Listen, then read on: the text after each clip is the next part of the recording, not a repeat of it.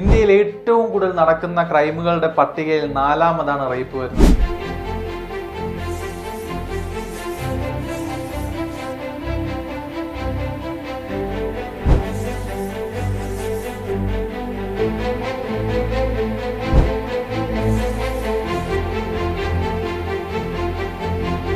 ഇന്ത്യയിൽ ഉണ്ടാകുന്ന റേപ്പ് കേസുകൾ വെറും 30-40 കേസുകൾ മാത്രമാണ് റിപ്പോർട്ട് ചെയ്യപ്പെടുന്നത്.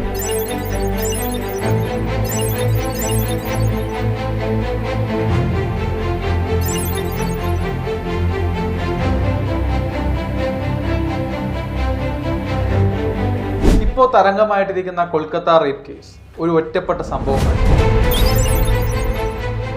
ഓരോ ദിവസവും ഇന്ത്യയിൽ 90-ൽ കൂടുതൽ കേസുകൾ ഉണ്ടാവാറുണ്ടെന്നാണ് റിപ്പോർട്ടുകൾ പറയുന്നത്. എന്തുകൊണ്ടാണ് ഇത്രയും ക്രൂരമായ റേപ്പുകളും പീഡനങ്ങളും ഇന്ത്യയിൽ റിപ്പോർട്ട് ചെയ്യപ്പെടുന്നത്? എന്തുകൊണ്ടാണ് പലതും റിപ്പോർട്ട് ചെയ്യാതെ പോകുന്നത്? നമുക്ക് നോക്കിയാൽ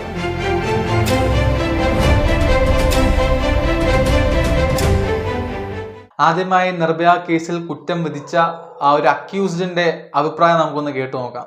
ताली कभी एक हाथ से नहीं बजती, दोनों हाथों से बजती है. ये चीज़ देखी जाए. अगर कोई शरीफ लड़की होती है रात को 9 बजे मतलब नहीं घूमती है, लड़के भी उतने उससे ज़्यादा जिम्मेदार है रेप के लिए, ये लड़के हैं उससे ज़्यादा. ഇനി നമുക്ക് പൊതുജനങ്ങളുടെയും ഇവരുടെ പാരന്റ്സിന്റെയും റിപ്ലൈ ഒന്ന് കേട്ടു നോക്കാം. हम यहाँ मौजूद नहीं था, वाटे हम गाँव चल गया था और हमारे सामने सब कुछ नहीं हुआ. बाद में क्या हुआ क्या नहीं हुआ, तो पापा सारी गलती या 4 आदमी ने? पूरा विश्वास है हमें, हमारे पति कभी ऐसा गलत काम नहीं करेंगे. मुसीबत आती है तो कटती है. 2 കൈകൾ കൊണ്ട് കൂട്ടിയാൽ മാത്രമേ ശബ്ദം ഉണ്ടാവാറുള്ളൂ. ഇയാൾ പറയുന്ന ഒരേ ഒരു കാര്യം, അസ്തമയത്ത് ആ പെൺകുട്ടി അവിടെ കണ്ടു എന്നാണ്. നിർഭയ കേസിൽ ആ കുട്ടി അവിടെ ഉണ്ടായിരുന്നത് 8 മണിക്കാണ്. 8 മണി ഒരു അസ്തമയമായി പറയാൻ പറ്റില്ല. മാത്രമല്ല, അസ്തമയത്ത് ഒരു പെണ്ണിനെ പുറത്ത് കണ്ടാൽ എന്താണ് പ്രശ്നം? ഇങ്ങനെ ഇറങ്ങി നടക്കുന്ന എല്ലാ പെൺകുട്ടികൾക്കും ഒരു പാഠമായിട്ടാണ് പുള്ളി അങ്ങനെ ചെയ്തതെന്ന്. ഒരാളുടെ ജീവിതത്തിൽ കൈയേറാനോ ഒരാളുടെ ശരീരത്തിൽ കൈ വയ്ക്കാനോ ആർക്കും ഒരു അധികാരവുമില്ല. ലോകത്തിൽ തന്നെ ബലപരമായ വ്യക്തിയെ എന്തുകൊണ്ടാണ് ഉപയോഗിക്കുന്നത്? നാഷണൽ ക്രൈം റെക്കോർഡ് ബ്യൂറോ അനുസരിച്ച് ഇന്ത്യയിൽ 32,000-നെക്കാളും കൂടുതൽ കേസുകളാണ് റിപ്പോർട്ട് ചെയ്യപ്പെട്ടിട്ടുള്ളത്. ഈ നടക്കുന്ന റേപ്പ് കേസുകളിൽ 90% വിക്ടിമിനെ അറിയാന്നുള്ള ആൾക്കാരാണ് ഇത് ചെയ്തിരിക്കുന്നത്. പിന്നെ ഈ കേസുകളിൽ 10% മൈനേഴ്സ് ആണ്, അതായത് കുട്ടികൾ, 18 വയസ്സിന് താഴെയുള്ള ആൾക്കാർ. പ്രായമോ ജെൻഡറോ കണക്കാക്കാതെയാണ് ഇന്ത്യയിൽ ഒട്ടാകെ റേപ്പ് കേസ് റിപ്പോർട്ട് ചെയ്യപ്പെട്ടിരിക്കുന്നത്. നമുക്കറിയാം, വളരെ ഹീനമായിട്ടാണ് ഈ അടുത്ത ദിവസങ്ങളിൽ വന്ന റിപ്പോർട്ടുകൾ പറയുന്നത്. വളരെ ക്രൂരമായിട്ടാണ് ആ ഒരു ഡോക്ടറിനെ അവർ കൊലപ്പെടുത്തിയത്. ഇത് ഒറ്റപ്പെട്ടൊരു സംഭവമല്ല. ഇതിനു മുൻപും 2012 നിർഭയ കേസ് അടക്കം അതിനകത്ത് റിപ്പോർട്ടുകൾ പറയുന്ന നിർഭയയുടെ കുടൽമാല വരെ അവര് പുറത്തെടുത്ത് അത്രയ്ക്ക് ക്രൂരമായി ആണ് നിർഭയ കൊന്നത്. ഇന്ത്യൻ നിയമമായ IPC അനുസരിച്ച്, അതായത് ഇന്ത്യൻ പീനൽ കോഡ് അനുസരിച്ച് സെക്ഷൻ 375 ആണ് റേപ്പിനെ പറ്റി മെൻഷൻ ചെയ്തിരിക്കുന്നത്. മനുഷ്യർക്കെതിരെയുള്ള അതിക്രമങ്ങളെയാണ് ലോകത്തിലെ ഏറ്റവും ഹീനമായിട്ടുള്ള ക്രൈമായിട്ട് കണക്കാക്കുന്നത്. ഈ റേപ്പിന്റെ കാര്യത്തിൽ ഇത് മനുഷ്യന്റെ ദേഹത്തോട്, അതായത് ഒരു കൊലയാണെങ്കിൽ അവരെ കൊന്നു എന്ന് പറയാം.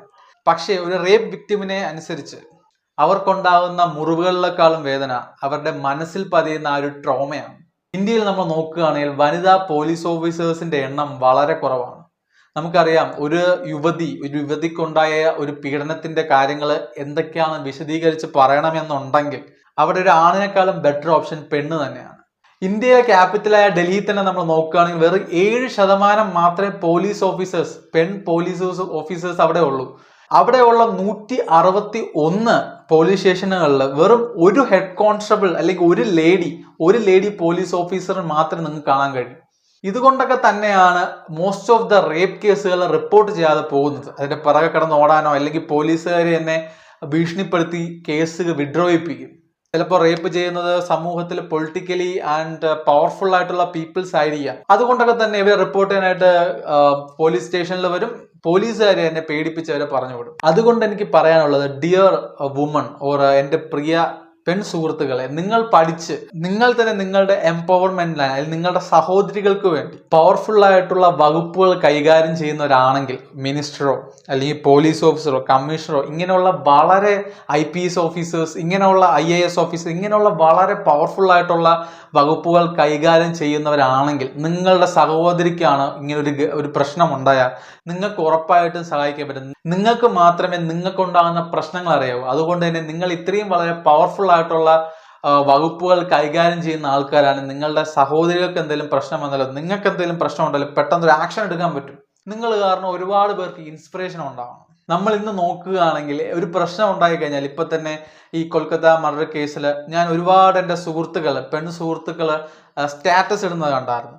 സ്റ്റാറ്റസ് ഇടുന്നുണ്ട്, അവർ ഡെയിലി ഈ കുറ്റവാളിയൊക്കെ വെടിവെച്ച് കൊല്ലണം, അവിടെ മറ്റു രാജ്യങ്ങളിൽ ഇങ്ങനത്തെ പണിഷ്മെന്റ് ഉണ്ട്, അവരെ ക്യാപിറ്റൽ പണിഷ്മെന്റ് ഉണ്ട്, തലവെട്ടി കൊല്ലുന്ന ആൾക്കാരുടെ മുമ്പേ കൊന്നിട്ട് തൂക്കിയിടണം എന്നൊക്കെയാണ് ഇവർ പറയുന്നത്. പക്ഷെ ഒരു കാര്യം നിങ്ങൾ ശ്രദ്ധിക്കണം, ഇതെല്ലാം ഉണ്ടാവാൻ കാരണം നിങ്ങൾ തന്നെയാണ്.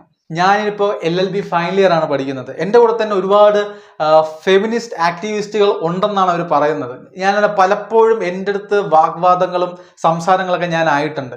ഇവരാരും എൻ്റെ കൂടെ ഉണ്ടായിരുന്ന എൻ്റെ സുഹൃത്ത്, ഒരു പെൺ സുഹൃത്തിന് പീരീഡ് സമയത്ത് ടീച്ചർ പുറത്തു പോകാൻ അനുവദിക്കാത്തതും പുറത്തു പോയാൽ അറ്റൻഡൻസ് കട്ട് ചെയ്യുന്നവരെ പറഞ്ഞിട്ടും ഈ പെൺ സുഹൃത്തുക്കൾ, ഈ ഫെമിനിസ്റ്റ് ആണെന്ന് പറയുന്ന ആൾക്കാർ ആരെയും ഞാൻ അന്ന് കണ്ടില്ല. അതുപോലെയാണ് നമ്മുടെ സൊസൈറ്റിയിൽ ഇപ്പോൾ കാണുന്നത്. എല്ലാവരും ചുമ്മാ ആൾക്കാരെ കാണിക്കാൻ, ഒരു ഷോ കാണിക്കാൻ, പച്ചയ്ക്ക് പറഞ്ഞ ഷോ കാണിക്കാൻ വേണ്ടി സ്റ്റാറ്റസ് ഇടും, എല്ലാം ഇടും. എന്നാൽ ഇവർക്ക് വേണ്ടി ഇറങ്ങി പ്രവർത്തിക്കാനോ, ശരിക്കും നിങ്ങൾക്ക് എന്തെങ്കിലും പ്രശ്നം വന്നു കഴിഞ്ഞാലും ഒരു ഫെമിനിസ്റ്റ് എന്ന് പറയുന്ന പെണ്ണുങ്ങൾക്ക് വേണ്ടി മാത്രം പോരാടുന്ന ഒരാളല്ല. വുമൺ എംപവർമെന്റും സമൂഹത്തിന് അനീതി ഉണ്ടാകുമ്പോഴും അത് ചോദിക്കുന്ന ഒരാളാണ്. ഇവിടെ എനിക്ക് അല്ലെങ്കിൽ എൻ്റെ 2-3 സുഹൃത്തുക്കൾക്കും എനിക്കും എൻ്റെ കോളേജിലും കുറച്ച് അനീതി ഉണ്ടായിട്ടും ഞങ്ങളുടെ കൂടെ നിൽക്കാൻ ആരും ഇല്ലായിരുന്നു. എല്ലാവരും വന്നിട്ട് അയ്യോ പാവം, സിമ്പതി പരമായിട്ട് പലരും വന്നത് സംസാരിക്കാറുണ്ട്. എന്നാൽ എംപത്തറ്റിക്കലായിട്ട് നമ്മുടെ കൂടെ പ്രവർത്തിക്കാനോ നമുക്ക് വേണ്ടി ചോദിക്കാനോ നമ്മുടെ കൂടെ നിൽക്കാനും ഒരാരും ഉണ്ടായിരുന്നില്ല. അതുകൊണ്ട് തന്നെ ഞാനിപ്പോഴും കോളേജിന് പുറത്താണ്. ഞങ്ങൾ കോളേജിനെതിരെ കേസ് ഫയൽ ചെയ്തിരിക്കുകയാണ്. നമ്മൾ കുറച്ച് പേരൊഴിച്ച് ബാക്കിയുള്ള എല്ലാവരും ഇപ്പൊ ഗ്രാജുവേറ്റ് ആയിട്ടുണ്ട്. പക്ഷെ എനിക്ക് പറയാനുള്ളതെന്ന് പറഞ്ഞാൽ, ഞങ്ങൾ സമൂഹത്തിൽ അല്ലെങ്കിൽ നമ്മുടെ കോളേജിൽ കണ്ട കുറച്ച് അനീതിക്കെതിരെ കേസ് കൊടുത്തത് കൊണ്ടാണ് ഞങ്ങൾ പുറത്തായത്. അതുകൊണ്ട് ഒരു ലോയർ എന്നുള്ളത്, ഞാൻ പഠിച്ചത് എന്താണോ അതാണ് ഞാൻ അവിടെ ചെയ്തത്. അതുപോലെ തന്നെ നമുക്കിവിടെ കാണാൻ പറ്റും, ഈ ഒരു കേസുകളിലും എല്ലാവരും സ്റ്റാറ്റസും കാര്യങ്ങളും മാത്രം ഇടുന്നതല്ലാതെ ഇതിനു വേണ്ടി പ്രവർത്തിക്കുകയോ, അല്ലെങ്കിൽ ഇപ്പോൾ ഞങ്ങളുടെ കോളേജിൽ ഇങ്ങനെ ഒരു പ്രശ്നം ഉണ്ടായപ്പോഴത്തേക്കും എല്ലാ സ്റ്റുഡൻസും ഒരുമിച്ച് നിന്ന് അല്ലെങ്കിൽ ക്ലാസ് ഇന്ന് ഇറങ്ങിയിട്ട് ഇങ്ങനെ ഒരു പ്രശ്നമുണ്ട്, ഇത് ഹ്യൂമാനിറ്റിക്ക് എതിരാണ്, ഹ്യൂമൻ റൈറ്റ്സിനെതിരാണ് എന്ന് പറഞ്ഞതുണ്ട്. അഡ്വക്കേറ്റ്സിന് പഠിക്കുന്നെന്ന് പറയുമ്പോഴേ നമ്മൾ ഇങ്ങനെയുള്ള കാര്യങ്ങൾ ചെയ്യാൻ വേണ്ടിയാണ്. ഇങ്ങനെ ആരും തന്നെ അതിന് മുന്നോട്ട് വന്നില്ല. പക്ഷെ ഞങ്ങൾ കുറച്ച് 6-7 കുട്ടികളാണ് അങ്ങനെ ചെയ്തത് കൊണ്ട് ഞങ്ങളെ കോളേജുകാർ പുറത്താക്കി. അതിന്റെ കേസ് ഇപ്പോൾ നടന്നുകൊണ്ടിരിക്കുകയാണ്. ഇനി അടുത്തതായിട്ട് ഈ റേപ്പ് ഉണ്ടാവുന്ന ഒരു പ്രധാന കാരണം നമ്മുടെ എഡ്യൂക്കേഷൻ കുറവാണ്. കാരണം ഒരു പെൺകുട്ടി കുടുംബത്തിൽ ജനിക്കുമ്പോൾ തൊട്ട് അവരുടെ കഷ്ടകാലം തുടങ്ങുന്നതായിട്ട് നമ്മുടെ മഹാരാഷ്ട്രയിലൊക്കെ അബോർട്ട് ചെയ്യപ്പെട്ട ഫ്യൂറ്റസിന്റെ കണക്ക് നോക്കുകയാണെങ്കിൽ 10,000-ഓളം ഫീറ്റസ് അബോർട്ട് ചെയ്യപ്പെട്ടിട്ടുണ്ട്. അതിൽ 99.9% ഫ്യൂറ്റസ് പെൺകുട്ടികളുടെയാണ്. അപ്പോൾ അവിടെയൊക്കെ ഒരു പെണ്ണ് ജനിക്കുമ്പോഴേ അവരുടെ കഷ്ടകാലം തുടങ്ങി. അല്ലെങ്കിൽ വീട്ടിലെന്തെങ്കിലും കുക്ക് ചെയ്യുമ്പോഴത്തേക്കും നല്ല ഫുഡ് ആണിനും, അതായത് പാലൊക്കെ 1 ഗ്ലാസ് മൊത്തമായിട്ട് ആണിനും, ബാക്കി വരുന്നത് മാത്രം പെണ്ണിനും. ഒരു മീൻ വാങ്ങിച്ചാൽ അതിൻ്റെ നടുക്കത്തെ കഷ്ണം ആണിനും, വാലിൻ്റെയും തലയുടെ കഷ്ണം പെണ്ണിനും. ഇങ്ങനെ തന്നെ കണ്ടാണ് അവിടുത്തെ ആണുങ്ങൾ വളരുന്നത്. ഈ കുടുംബത്തിൽ നിന്ന് കൊടുക്കുന്ന ആ ഒരു ട്രെയിനിങ്, അതായത് പെണ്ണിനെ ഒരു പ്രായം കഴിഞ്ഞു കഴിഞ്ഞാൽ മാരേജ് കഴിഞ്ഞ് കൊടുക്കുന്ന ഒരു സംഭവമാണ്, ഒരു വസ്തുവായിട്ടാണ് അവർ കണക്കാക്കുന്നത്. ഇത് ആണുങ്ങളുടെ തലയിൽ കയറുമ്പോഴും ഞങ്ങളാണ് ഡോമിനേറ്റ് ചെയ്യേണ്ടത്, അവർ താഴെ കിടക്കേണ്ട കാര്യമാണ്. ഞങ്ങൾക്കൊരു സെക്സ്വൽ ഇന്റർകോഴ്സ് ചെയ്യണമെങ്കിൽ ഞങ്ങൾ തന്നെ പണ്ടത്തെ ആൽഫാമെയിൽ ബീറ്റാമെയിൽ എന്ന് പറയുമ്പോൾ തന്നെ ഞങ്ങൾ അടികൂടി അതിനെ കീഴടക്കി വേണം ചെയ്യാൻ എന്നുള്ളൊരു എഡ്യൂക്കേഷൻ, ഒരു വൃത്തികെട്ട ഒരു മെന്റാലിറ്റി ഇങ്ങനത്തെ ആൾക്കാരിൽ ഉള്ളത് കൊണ്ടാണ്. നിങ്ങൾ നിർഭയ കേസിൽ എ ഇന്ത്യൻ ഡോട്ടർ എന്ന് പറയുന്ന ഒരു ഡോക്യുമെന്ററി കണ്ടു നോക്കണം.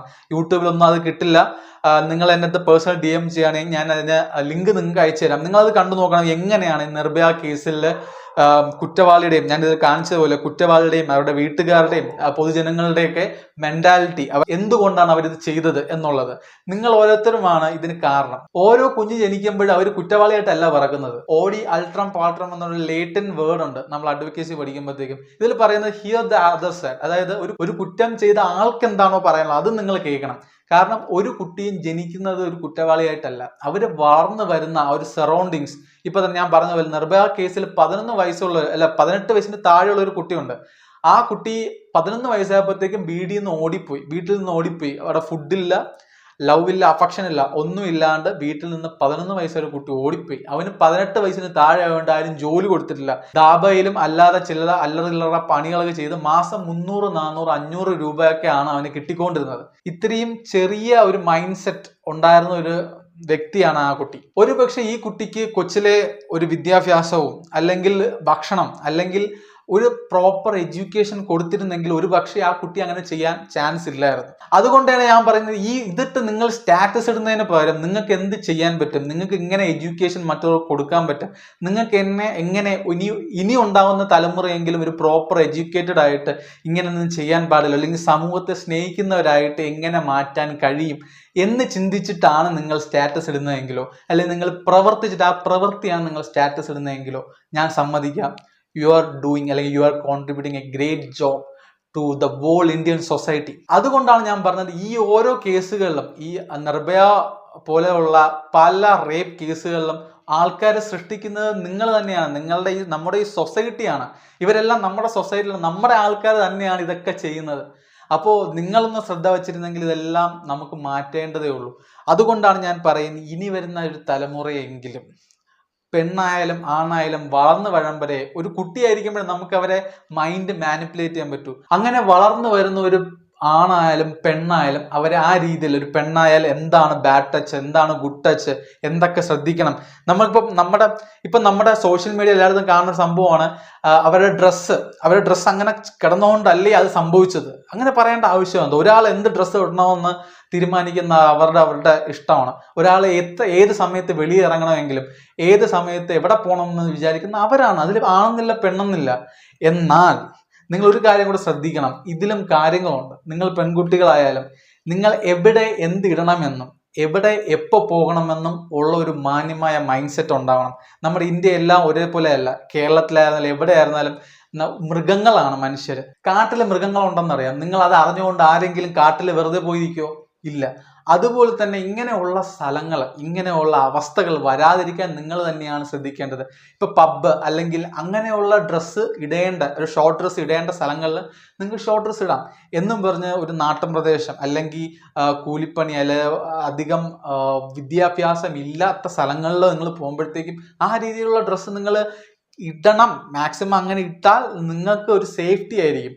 നമ്മുടെ ഇന്ത്യയിൽ നമുക്ക് നോക്കിയറിയാം, പോപ്പുലേഷൻ വളരെ കൂടുതലാണ്. അതുകൊണ്ടാണ് ഇത്രയും ഒരുപാട് ക്രൈം റേറ്റുകളുണ്ട്. പോലീസ് സിസ്റ്റം അല്ലെങ്കിൽ അഡ്മിനിസ്ട്രേറ്റീവ് സിസ്റ്റം നോക്കിക്കഴിഞ്ഞാൽ ഇത്രയും പോപ്പുലേഷനെ എത്തിച്ചേരാൻ പറ്റുന്ന ഒരു അഡ്മിനിസ്ട്രേഷൻ അല്ല നമുക്കുള്ളത്. അതുകൊണ്ടൊക്കെ നിങ്ങളുടെ സേഫ്റ്റി നിങ്ങളിൽ തന്നെയാണ്. ഓരോ ആൾക്കാരും, ഇവിടെ ആണായാലും പെണ്ണായാലും ഇവരാരും സേഫ് അല്ല നമ്മുടെ ഇന്ത്യയിൽ. നമ്മൾ നോക്കുമ്പോൾ പല പെൺകുട്ടികളും പല ആൺകുട്ടികളും എന്തെങ്കിലും പറയുന്നതിന് മുമ്പ് എടുത്തങ്ങ് ചാടുകയാണ്. അതായത് എനിക്കെന്താ ഈ ഡ്രസ്സ് ഇട്ടാൽ, അല്ലെങ്കിൽ ഞാൻ എന്താ അവിടെ പോയാൽ, നിങ്ങളെ വാശിപ്പുറത്ത് ചെയ്യുന്ന ഓരോ കാര്യങ്ങളായിരിക്കും നിങ്ങൾക്ക് പ്രശ്നം ഉണ്ടാക്കി തരിക. നിങ്ങൾക്ക് ദൈവം ചിന്തിക്കാനുള്ളൊരു ബുദ്ധി തന്നിട്ടുണ്ട്. അതാണ് ഞാൻ പറയുന്നത്, പ്രോപ്പർ എഡ്യൂക്കേഷൻ.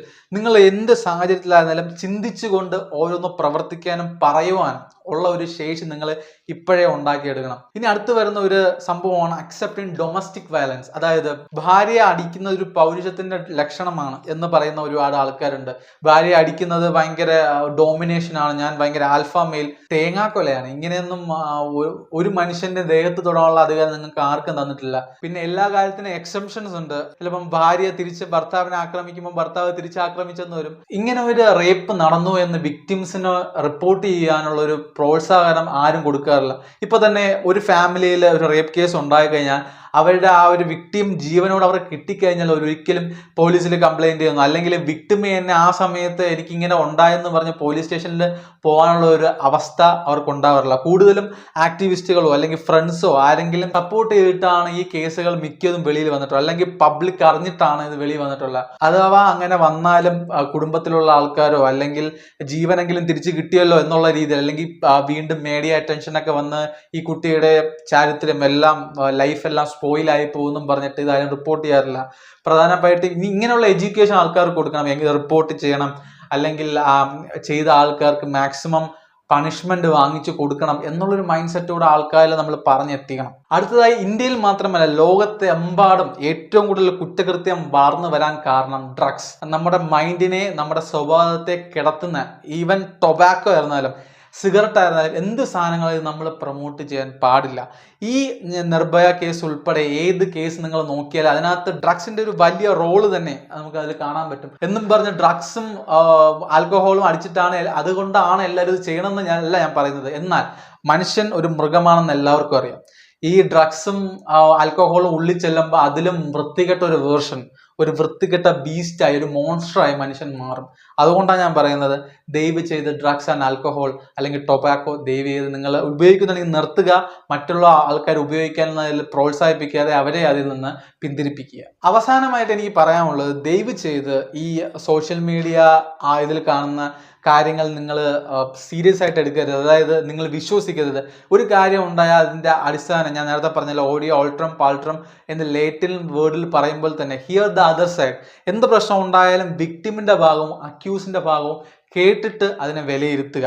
വീട് കത്തുമ്പോൾ വാഴയ്ക്ക് കുഴിവെട്ടുക എന്ന് പറയുമ്പോൾ തന്നെ ഒരുപാട് ആൾക്കാർ ഇതുകൊണ്ട് പൈസ ഉണ്ടാക്കാനും അവരുടെ കണ്ടന്റ് വൈറലാക്കാനൊക്കെ നോക്കും. പലരും കണ്ടന്റ് വൈറലാക്കാനായിട്ട് ഇല്ലാത്ത കാര്യങ്ങൾ കൂട്ടിച്ചേർക്കുകയും നിരപരാധിയെ അപരാധിയും അപരാധിയെ നിരപരാധിയൊക്കെ ആക്കി മാറ്റാറൊക്കെ ഉണ്ട്. ബൈബിളിൽ മാത്യു ചാപ്റ്റർ 7 വേഴ്സസ് 1 to 2 പറയുന്നതെന്ന് വെച്ചാൽ, വിധിക്കപ്പെടാതിന് വിധിക്കരുത്.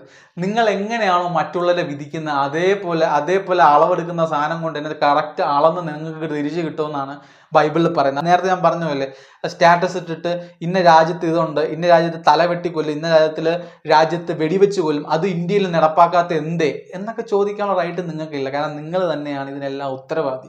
നിങ്ങൾ ആദ്യം ഒരു ചേഞ്ച് ആയിട്ട് മറ്റുള്ളവരെ ചേഞ്ച് ചെയ്യിപ്പിക്കാനോ ഇൻസ്പയർ ആകാനോ നിങ്ങൾ തയ്യാറായി ചെയ്തിട്ട് ഇങ്ങനെയൊക്കെ പറയുക. ഞാൻ പറഞ്ഞില്ലേ, ഇങ്ങനെ ചെയ്യുന്ന ആൾക്കാരെ കണ്ട എനിക്ക് പുച്ഛം മാത്രമാണ് തോന്നുന്നത്. അങ്ങനെയുള്ള ആൾക്കാർക്ക് ഈ വീഡിയോ ഷെയർ ചെയ്ത് കൊടുക്കുക. ഇന്ത്യ പോലുള്ള ഒരു വലിയൊരു രാഷ്ട്രത്തിലെ ഒരു സിറ്റിസൺ എന്നുള്ള നിലയ്ക്ക് ഇന്ത്യയിൽ ഉണ്ടാകുന്ന എല്ലാ കാര്യങ്ങൾക്കും നമുക്ക് എല്ലാവർക്കും ഉത്തരവാദിത്വമുണ്ട്. അതുകൊണ്ട് തന്നെ ഇത് സൊസൈറ്റിയിൽ ഉണ്ടാകുന്ന കാര്യങ്ങളിനെ പറ്റിയെല്ലാം ഞാൻ എൻ്റെ ആയിട്ടുള്ള അഭിപ്രായങ്ങളും എന്താണ് നടക്കുന്നതെന്നെല്ലാം എൻ്റെ ഈ ചാനലിൽ ഞാൻ അപ്ലോഡ് ചെയ്യുന്നതാണ്. സോ അത് നിങ്ങൾക്ക് മുടങ്ങാതെ കിട്ടാനായിട്ട്, നിങ്ങൾക്ക് അപ്ഡേറ്റ്സ് വരാനായിട്ട് സബ്സ്ക്രൈബ് ചെയ്യുക. മാത്രമല്ല ഇടുമ്പം തന്നെ നിങ്ങൾക്ക് നോട്ടിഫിക്കേഷൻ കിട്ടാനായിട്ട് ബെല്ലൈക്കൺ എനേബിൾ ചെയ്യുക. So thank you for watching. നിങ്ങളുടെ കമൻസും ദേവി തന്നെ തെറി വിളിക്കരുത്. കാരണം എല്ലാവരും ഇപ്പം പൃഥ്വിരാജ് മറ്റേ സിനിമയിൽ പറയുമ്പോൾ തന്നെ ഗാന്ധിജിയെ കൊന്നതിന് വരെ 2 പക്ഷം ഉള്ള ഒരു നാടാണ് നമ്മുടെ ഇന്ത്യ. അതുകൊണ്ട് തന്നെ എല്ലാത്തിനും പക്ഷങ്ങൾ കാണും. അത് നിങ്ങളുടെ അഭിപ്രായങ്ങൾ താഴെ കമൻറ്റ് ചെയ്യുക. So thank you for watching guys. See you in next video.